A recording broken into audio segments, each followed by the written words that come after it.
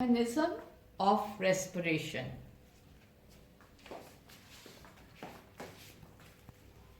Good morning, children. I hope you enjoyed the last lesson.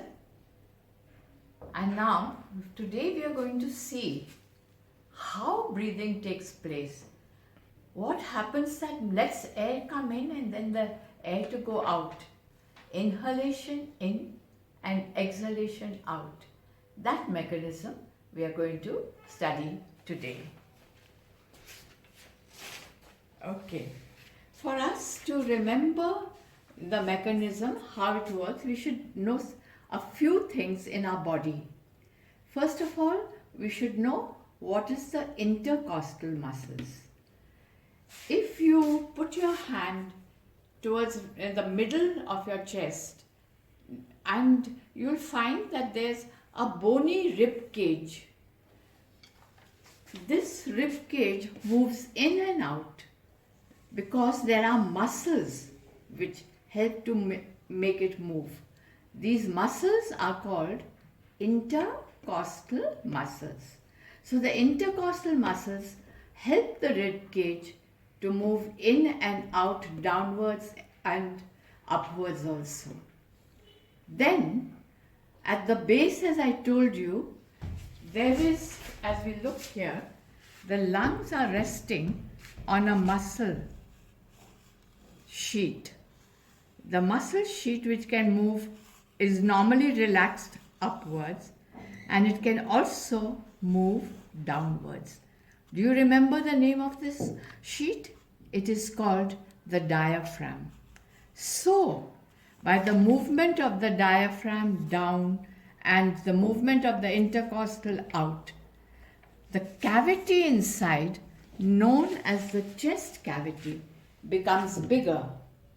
When the diaphragm relaxes and moves upwards, and the intercostal relaxes and comes inwards, then what happens is the chest cavity becomes smaller. So today, working on this, the intercostal muscles making the cavity bigger with the help of the diaphragm and making it smaller, the whole process of breathing in and out takes place. Let us see how it happens.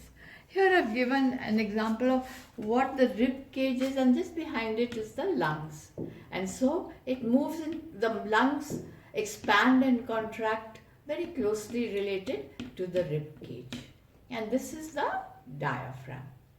Okay, as I told you earlier, taking in breath is called inhalation. Now let us see what happens to the body during inhalation. What happens to the intercostal muscle? The intercostal muscle, which was making the rib cage, if it's like this and the lung is here, then it makes the intercostal muscle expand. So the intercostal muscle expands. The diaphragm also, it expands and moves downwards, flattens. So this has, you take in a breath as you're listening. Isn't the intercostal muscle making your whole chest cavity going outwards and upwards, and the diaphragm has come down? So what has happened? The chest cavity has become bigger. So the chest cavity in inhalation becomes bigger. Now, when it becomes bigger, supposing there's some air in here and suddenly the space becomes more, won't the air particles have more area to spread out? And when they spread out more, the pressure inside becomes less. The particles are not having to push each other with more pressure.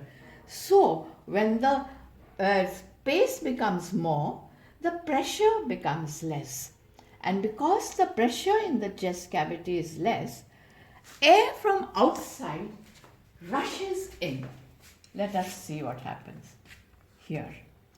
The intercostal muscles went upwards and outwards. The diaphragm from here came down. Chest cavity became bigger. Air rushed in through the trachea, through the bronchus and bronchioles into the alveoli. Remember, this air is rich in oxygen. This is what happens in inhalation. Intercostals expand outwards and upwards. Out and up. The rib cage also goes according to the muscles. Diaphragm flattens. Cavity becomes bigger. Okay. Air rushes in. Now, what happens in exhalation? In exhalation, just the opposite happens. The intercostal now relax. And when they relax, what happens? The rib cage moves in and downwards. And the diaphragm, it relaxes, and as it relaxes, it comes back to its normal position. And the chest cavity becomes less. Now when it becomes less, it pushes the air out. And this air, it pushes the air, and the lungs also contract with the rib cage, and the air is pushed out of the lungs right through the nose, and it goes out. Let's have a look at it here in this diagram. This is when the intercostals have upwards and outwards. The lungs have expanded and the diaphragm is flattened. Here the rib cage relaxes, and the diaphragm relaxes, and the lungs become smaller and the air rushes out. Inhalation and exhalation. Now the air which is there in the inhalation and exhalation is different. Of course it has to be. The one that has come in is rich in oxygen, but the one that goes out is full of carbon dioxide. Why and how? Let us have a look. See, when it comes in, each alveoli is full of oxygen, and the blood that has come from all over the body with cellular respiration completed, carbon and oxygen burnt, and the carbon dioxide now the blood comes full of carbon dioxide near the alveoli. Now what happens? Yesterday we did it. That the alveoli is rich in oxygen and the blood is rich in carbon dioxide. So the oxygen comes into the blood because it's from higher concentration to lower diffusion, and carbon dioxide goes from the blood into the alveoli from its higher concentration to its lower concentration. So what happens? The alveoli now gets carbon dioxide more than what air normally has, and the blood gets lots of oxygen more than what it came for. So let's have a look how this oxygen and carbon dioxide, what's the difference between this in the inhaled air and exhaled air. Let us have a look here. Oxygen, when we take in air, it is 21% of that air is inspired air has oxygen. But the air that is expired out has only 16%. Why? Because in expired air, oxygen has been already used in the body, and what is coming back is carbon dioxide, not oxygen. So the expired air, the oxygen has already been used throughout the body the expired air will have very little of oxygen, not very little, lesser oxygen. 21 to 16. Oxygen is used by the cells in respiration. To form what? Glucose and oxygen. They form energy, carbon dioxide, etc.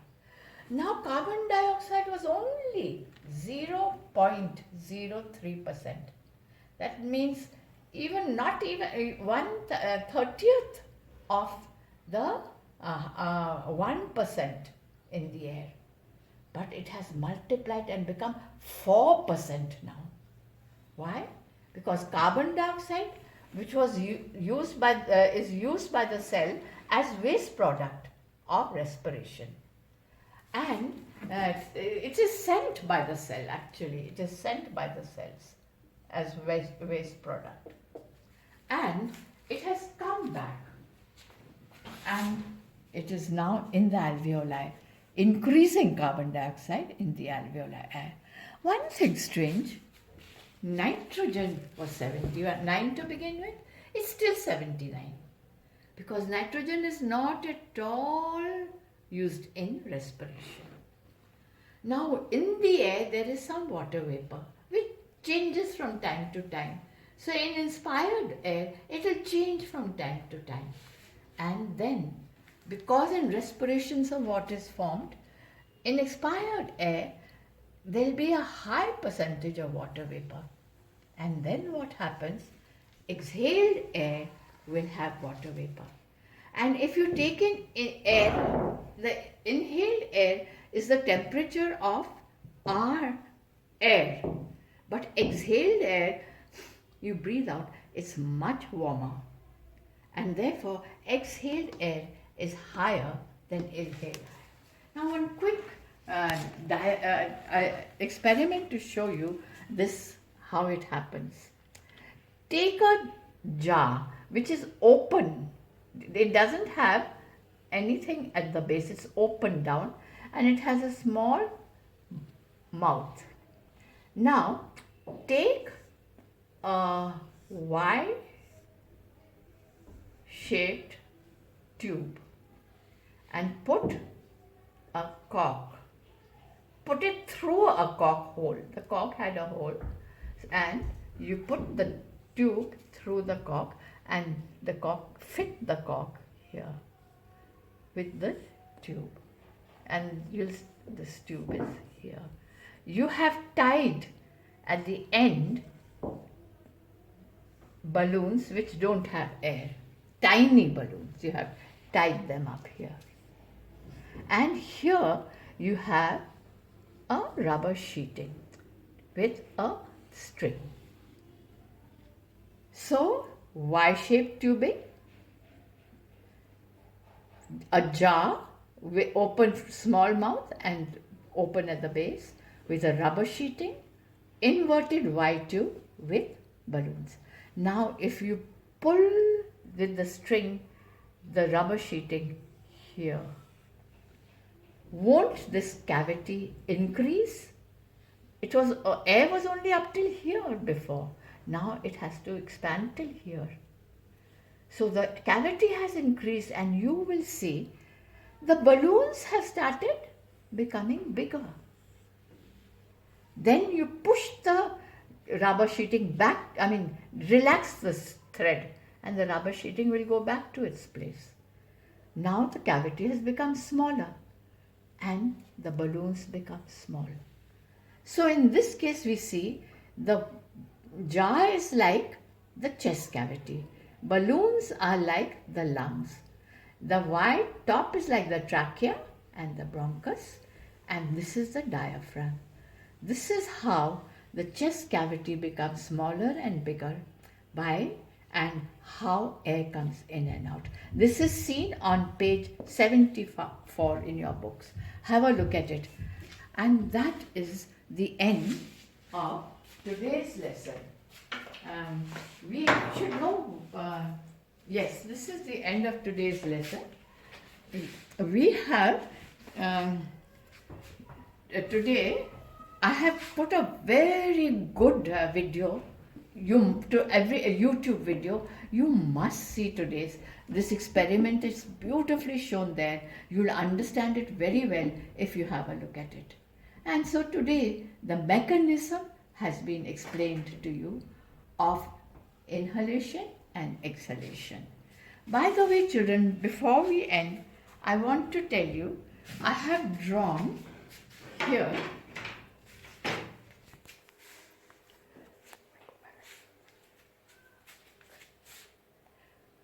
a list of all the diagrams that you should know how to label for the test. You won't get diagrams more than this.